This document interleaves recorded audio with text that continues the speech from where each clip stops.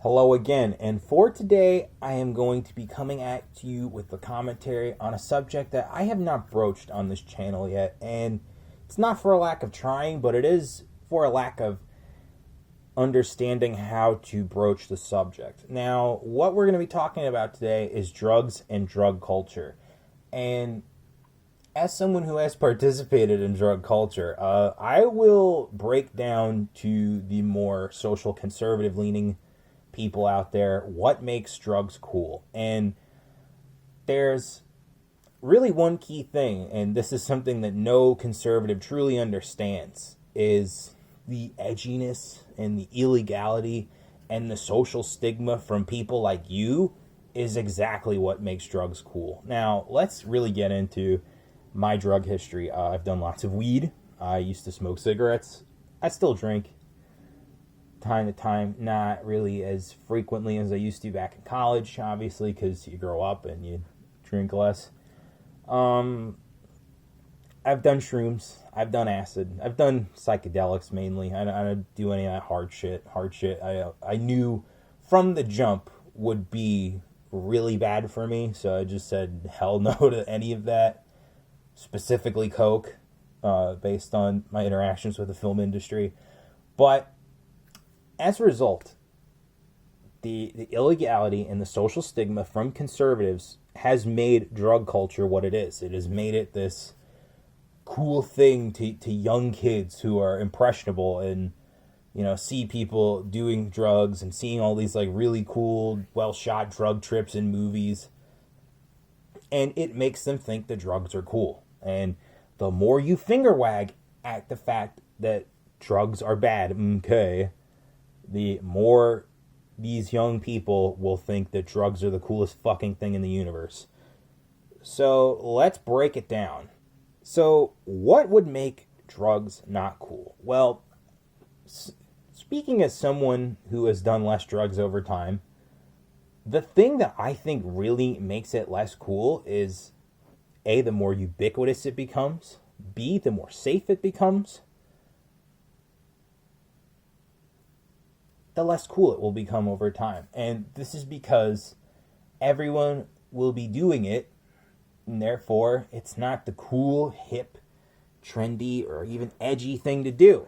Because, you know, if drug culture is just forced underground, it's going to look cool as fuck, right? Like, it's going to be like the coolest thing to do if you follow into those subcultures, and it will be because not everyone's doing it. And believe you me, once I noticed that like everyone was cool with weed just started losing its luster to me. I started realizing like there's nothing cool about being the dude weed man, Elmo weed guy anymore. And that's when I really stopped smoking as much as I used to, which was nearly every day. I lived by the rules of Nate Dogg. And yeah, once I realized that like people I really don't like love weed, I was just like, ooh, like, great. Yeah, I want to be associated with that. And it was the same thing when I realized that like everyone was a progressive and a leftist. I was like, is this really the right way to go? Like, people I genuinely disagree with are also espousing my politics. Maybe this is wrong. And not a lot of people will be cognizant of this first, but you know, once you see every weed store essentially being or going from some back alley deal to going into an Apple store, people are going to realize that like drugs aren't cool anymore. And you know, the less the less moral rabble rousing that goes on about drugs, the more people realize that drugs aren't really all that special. It was only special because other people said it was wrong.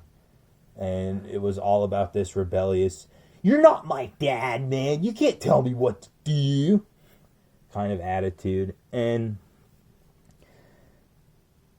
the real crux of this short little video today is not to say legalize it all, man, but if drug culture goes mainstream, I think it will lose its legs. It will essentially lose its popularity. And this is simply because drugs really were at their peak of popularity the more that government and society seem to be against them. And now that we are seeing more ubiquitousness among drug usage, more movement towards getting everything legalized, the more it just kind of goes away and doesn't become part of the conversation. I mean,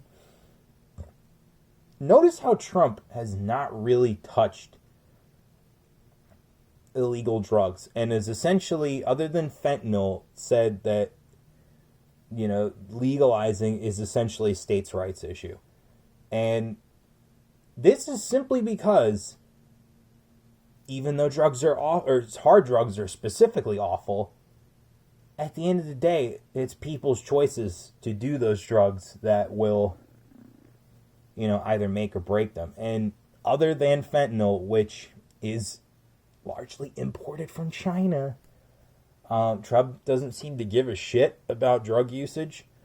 And yeah, even though it is wrong to let people degrade themselves with hard drugs, at the end of the day, not everyone's doing those hard drugs. It's still only small fractions of the population that end up doing these harder drugs and then eventually ODing from overusage. But essentially, the drug culture itself will be crippled by the widespread nature and the cultural acceptance. In conclusion, I think this is really going to wrap up this commentary. I felt like I had more to say, but at the end of the day, this is something that might be a silver bullet of a solution. And if we work towards just letting go of drugs and seeing how the winds of change play out, who knows?